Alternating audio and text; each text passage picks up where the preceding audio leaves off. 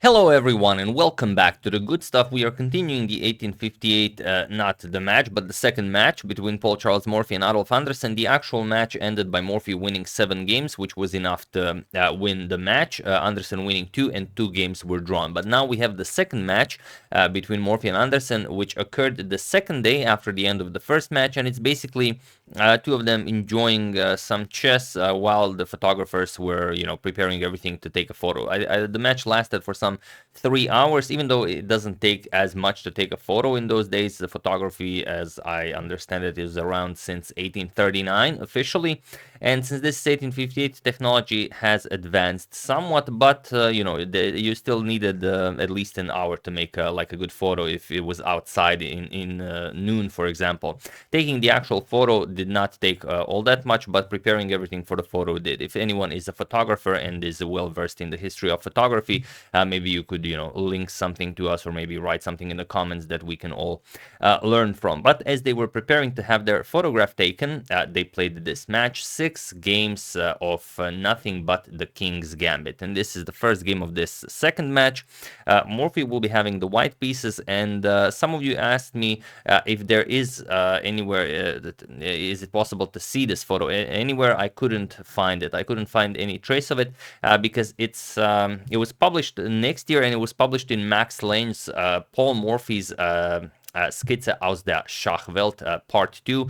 It was the cover, and well, if anyone has that, maybe from their great grandfather, maybe you can take a photo and share it so we can all enjoy it. But other than that, I don't think this photo is available anywhere. But if any of you do have it, I would also very much like to see it. So do share in the comments. But yeah, getting back to this game, it's going to be really awesome, and 6 games of King's Gambit. So Anderssen lost the actual match where the winner was decided, but now he will definitely try and have his revenge on Morphy, trying to create at least some sort of a brilliancy. In this game, he attempts just that. So let's see how it went. Morphy with the white pieces opens with e4. We have e5, and like we said, all 6 games will include the King's Gambit. So f4, Morphy goes for the King's Gambit, e captures on f4, knight f3, and now g5. Black plays this move, and although I remember when I first started learning some chess openings, pretty much started with the open games, King's Gambit, Evans Gambit, and maybe the Scotch and some fine gambits. But the G5 seemed like a really bad move for Black, because you never really do this, weaken the king side like this. But even though this was played in 1848, to this day it stands as the strongest reply from Black to this variation of the King's Gambit. They played it just as well back then. So here, bishop to c4 by Morphy, and bishop to g7. And nowadays, d4 is considered the absolute best here, but Morphy first castles. He says, I'm going to play d4 at some point either way. So d6 by Anderssen, we have c3, now ready to grab the full center with the d4. We have knight to c6, and now there are a couple of games. I think last one was played in 2016 where d4 was played, but Morphy plays queen to b3, and it is now as of move 7 that this position has never been repeated again. The f7 pawn is hanging here, so queen to e7. Anderssen defends it, and now Morphy grabs the full center with the d4, now having this beautiful setup here. I know what you guys are considering. You guys are considering knight captures on g5, captures, and then bishop captures on f7. Sorry about the weird arrow, but this doesn't really do all that much, but it kind of seems like it does, because, for example, king e7, bishop captures here. You might think to yourself, but why not? This is, winning for white. Well, it would be if Black did not have rook captures on g8. That's the problem. And now queen captures on g8, bishop d4 check, and the Morphy would lose the queen. So that's the problem of this entire plan. So Morphy plays d4, grabs the center, as we said, and now comes knight to f6 by Anderssen.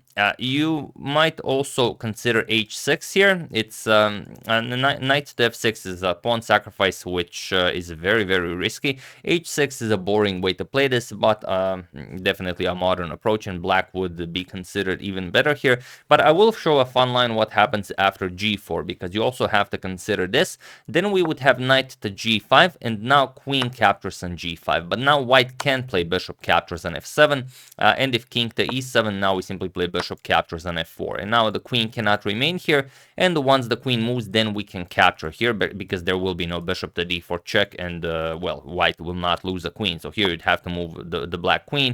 We're gonna capture the knight, and now white is just winning here with e5 coming next. It's a very, very difficult position for black.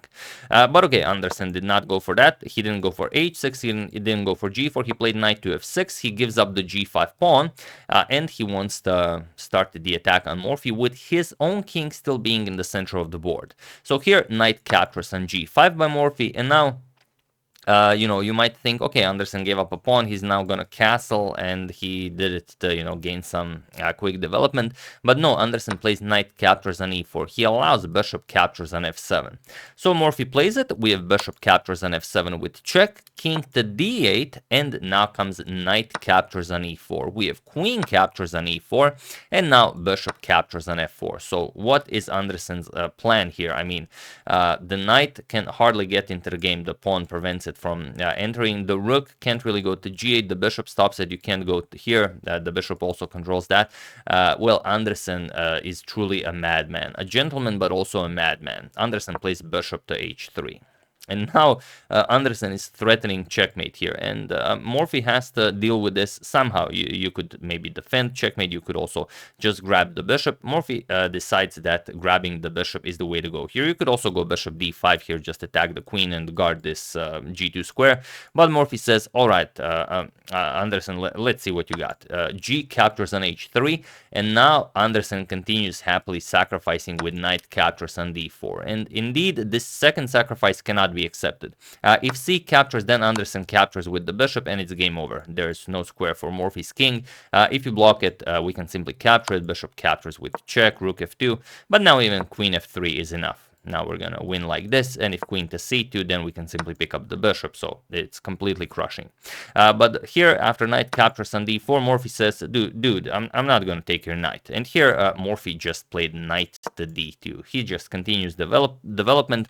There is a tricky way you can completely destroy black here, and you know, it's a pretty funny line. Bishop to g5 check, making it really a problem for the white king to do anything. King to d7, and now queen to d5. And now after knight to e2 check, the white king has only one square. King to f2, but now you don't really have any move with black. There's no way to continue the attack here, and you're just gonna, you know, end up being down material. So this is one way to do it. Morphy decides to do it, you know, in a calm way. Knight to d2, now saying, okay, we can trade queens, but trading queens doesn't really do anything for Anderssen, because if he goes for this, he already sacrificed for the attack. Yes, he could grab the exchange here, but after rook captures on a1, rook to f8 going after the bishops, but simply bishop g5 check, king to d7, now the bishop moves, and Morphy would have a bishop and a knight for a rook in a completely pretty much winning position for white. So instead, after this knight to d2 idea, Anderssen continues with his original plan, that is knight to e2 with check, and here we have king to f2. Now Morphy is asking, what are you gonna do now? Well, Anderssen grabs the bishop with check, now king captures on e2, and now queen to g5. So again, what are you going to do here? Maybe some queen to g2 check is possible. Maybe the bishop is coming to h6, maybe to threaten the knight on d2. It doesn't look all that promising, but, you know, Morphy still has to be very careful that his king is on e2. So here, rook 8 to e1. Morphy, of course, brings his last rook into the center of the board, and then he's going to hide his king to d1, king to c1, and so on. Anderssen continues with bishop to h6, now threatening queen captures here, and now queen to d5, offering a queen trade and just defending the knight here. So Morphy is defending the entire game, but Anderssen is, well, isn't really leaving him any choice. So here Anderssen tries one last trick, and that is rook to e8 with check, saying, okay, if you capture my rook, I'm gonna capture your queen. But Morphy just says king to d1, and it was in this position on move 19 that Adolf Anderssen resigned game 1, and Morphy starts with a lead in the second match. So different than in the first match, where Anderssen started with a lead, now Morphy starts with a lead. But this was It was simply too brief of a game, and it was too crushing. I think Anderssen understands that. Okay, I lost the first match. Now this second match, even if I win it, it's not going to mean as much as the first match, since the first match was the official match. I can at least try to create some sort of a brilliancy that might be, published everywhere, in the chess world. And I think this is what happened here. But there are more fine games, so we will check all of them out. 5 more left, so stay tuned for that. And here you resign because you're already down material. The rook is under attack, the queen is under attack. There's not much you can do here. If you trade here once, for example, captures, again, not much to be done here. There is no useful check that you can give here, so you might as well trade here, captures, and now you are down a whole piece. So of course, completely winning for Morphy. This is game 1 of their second match. Hope you guys enjoyed it. Very brief, only 19 moves, but such were the times. Once again, hope you guys enjoyed it. I would like to thank Tom Derolo, happy birthday Will, Simon Novak, Gordon Gutman, and Harry Walk for a contribution to my channel. Thank you a lot, I really appreciate it. As usual, you can check 2 of my previous videos here. Thank you all for watching, and I will see you soon, continuing the coverage of the Morphy saga until it ends. Thank you all, I will see you soon, and have an excellent rest of your day.